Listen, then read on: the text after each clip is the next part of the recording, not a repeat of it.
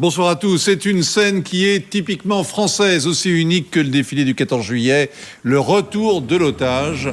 Ça doit être inscrit quelque part dans nos gènes depuis les Barbaresques. En tout cas, à Roissy, Florence Cassé a été aujourd'hui accueillie par le ministre des Affaires étrangères, fêtée par les médias, embrassée par son comité de soutien, émotion familiale et union nationale en direct sur toutes les chaînes.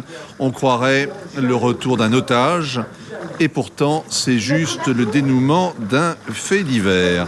Bonsoir Hélène Conway. Vous êtes Conway-Mouret, pardon. Bonsoir. Vous êtes ministre déléguée aux Français de l'étranger depuis 6 mois. Avant, vous étiez sénatrice des Français de l'étranger. Vous êtes professeur d'université. Vous avez fait une grande partie de votre vie en Irlande et avant de tomber en politique au Parti socialiste. Merci d'avoir accepté notre invitation ce soir. On va d'abord regarder ensemble un album photo. Ça commence dans les années 70 avec l'enlèvement de Françoise Claustre, qui s'en souvient, au Tchad par un chef de guérilla qui s'appelait Hissène Habré. Dans les années 80, c'est au Liban que s'ouvre le marché aux esclaves. L'Iran organise le kidnapping de Français et Paris finit par rembourser ses dettes et par lâcher Saddam Hussein.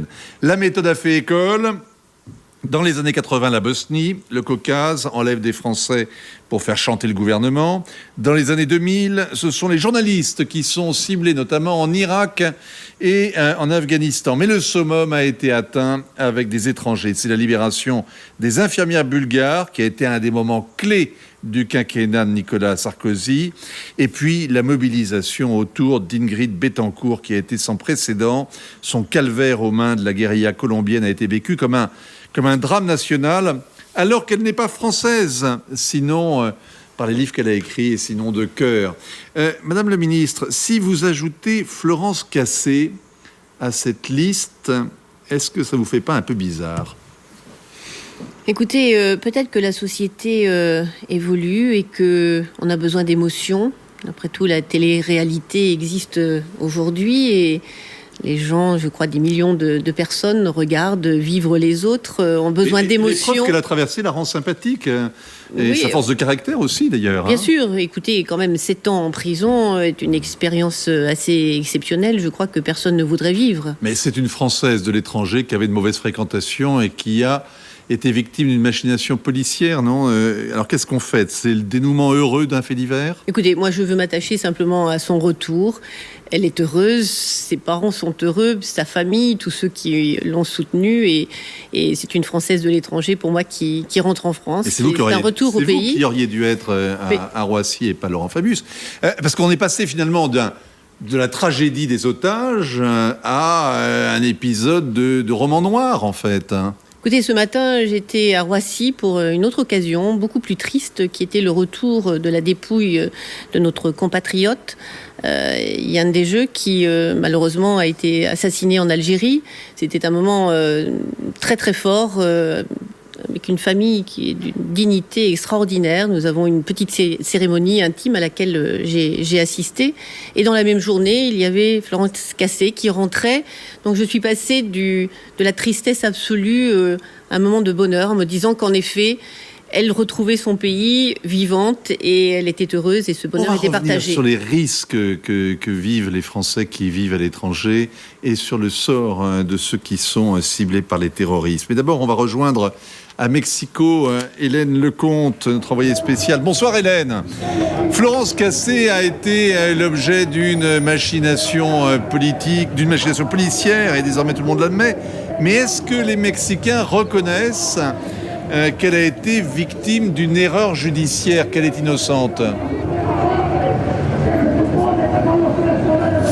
Pourquoi les Mexicains le feraient-ils ? Puisque la décision de la Cour suprême hier n'a justement pas tranché cette question. Les magistrats ne se sont pas prononcés ni sur l'innocence, ni sur la culpabilité éventuelle de Florence Cassé. Ce qu'ils ont fait hier, c'est annuler une condamnation parce qu'à leurs yeux, elle était entachée de trop graves problèmes de procédure, de trop graves dérapages. Alors les médias mexicains reconnaissent aujourd'hui que la justice est passée sur la question des droits fondamentaux de chacun et de la présomption d'innocence. mais il répète surtout que si Florence Cassé a quitté le Mexique libre, elle n'est pas pour autant blanchie, que ce point-là n'a pas été tranché par la Cour suprême. C'est la tonalité de la plupart des gros titres ce matin, quel que soit le type de quotidien que l'on ouvre, libéral, conservateur, populaire, tous sont d'accord là-dessus, comme ils sont tous d'accord également pour donner une large part à la parole des victimes d'enlèvement, ces victimes qui, elles, sont très en colère d'avoir vu hier Florence Cassé quitter sa prison de Tepepan. Merci Hélène. Il y a un début de polémique, toujours après une libération. En général, on parle du montant de la rançon et on ne sait jamais la vérité. Cette fois-ci, c'est plutôt la méthode Hollande contre la méthode Sarkozy. Ça vous paraît subalterne, une polémique sans objet et absurde? Ou au contraire, vous pensez que c'est grâce à l'action de François Hollande qu'elle est aujourd'hui libre? Je crois qu'il n'y a pas de concours de beauté. Nicolas Sarkozy avait sa façon d'être et sa façon de faire. Il y avait à ce moment-là un autre président aussi au Mexique. Calderón. François Hollande est arrivé avec une autre méthode qui est d'une diplomatie de petits pas, une discrétion. Je crois que vous avez eu il y a quelques instants le président du Sénat qui a participé très largement, de façon très discrète, puisqu'il il a assisté à la prise de fonction du nouveau président du Mexique. Absolument. Et c'est Nieto qui a dit il faut une nouvelle relation avec la France. Voilà, donc deux nouveaux présidents et peut-être une méthode un petit peu plus proche de ce que la diplomatie fait, c'est-à-dire qu'elle doit s'opérer au mieux dans la discrétion. Après, que l'événement soit médiatisé et que les médias fassent leur travail, c'est autre chose. Encore juste un mot du Mexique, parce que quand on regarde, on voit que c'est un pays émergent, mais entièrement tourné vers le grand voisin nord-américain.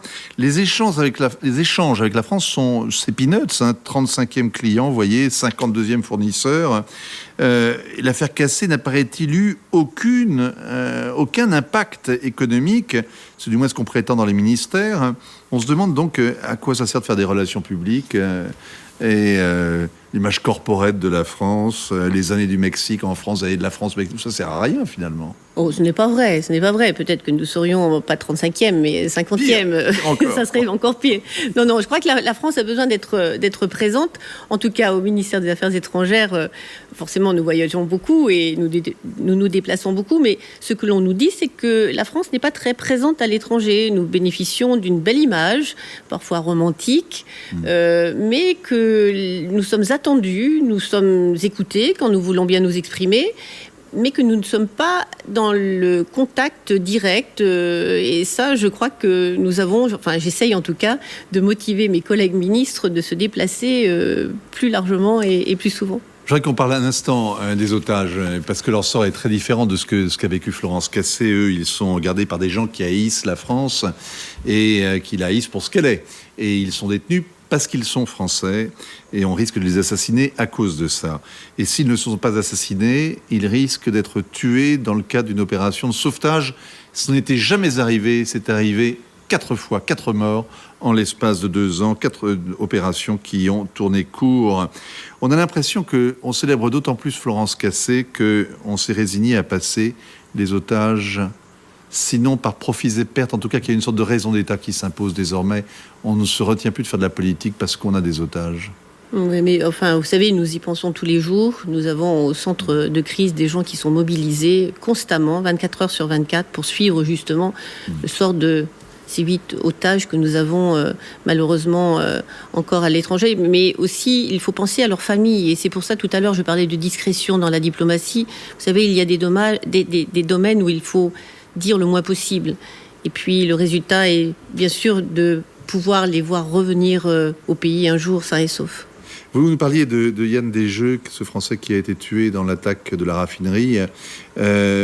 Ça a de quoi faire réfléchir, cette attaque, les Français qui vivent au Maghreb ou qui vivent en Afrique de l'Ouest.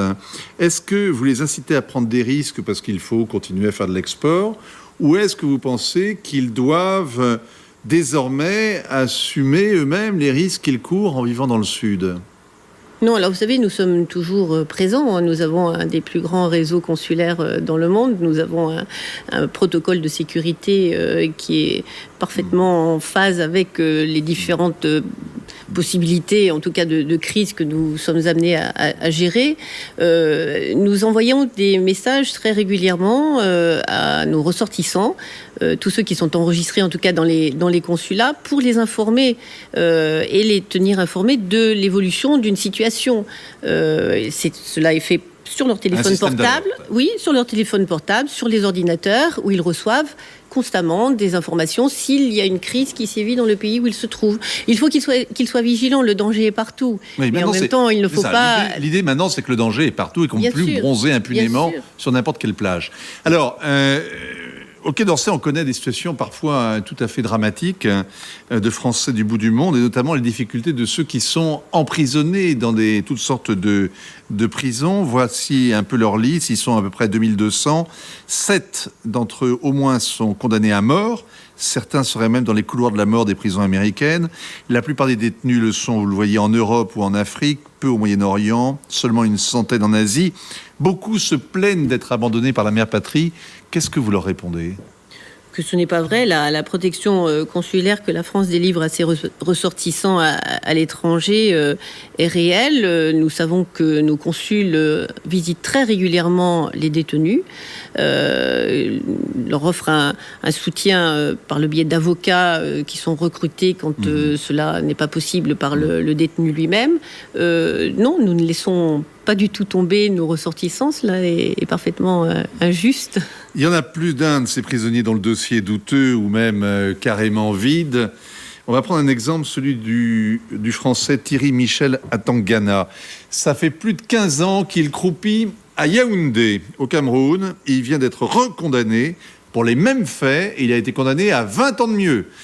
Son seul crime est d'avoir eu un candidat à la présidence pour ami. Magali Barthès, Vincent Roux. À Yaoundé, dans le sous-sol du secrétariat à la Défense, voici la cellule de Thierry Michel Atangana. 3 mètres de longueur, 1 mètre de largeur, de quoi juste étendre ses bras. Il y a déjà passé 15 ans de sa vie, accusé par le pouvoir de détournement de fonds. Lui a toujours crié son innocence. Cette année, sa peine achevée, il était sur le point de sortir quand la justice camerounaise à nouveau le condamne, 20 ans de prison supplémentaire. Quelques jours avant ce dernier jugement, à Paris, son fils et son avocat avaient réussi à le joindre par téléphone. Du fond de sa prison, il était inquiet.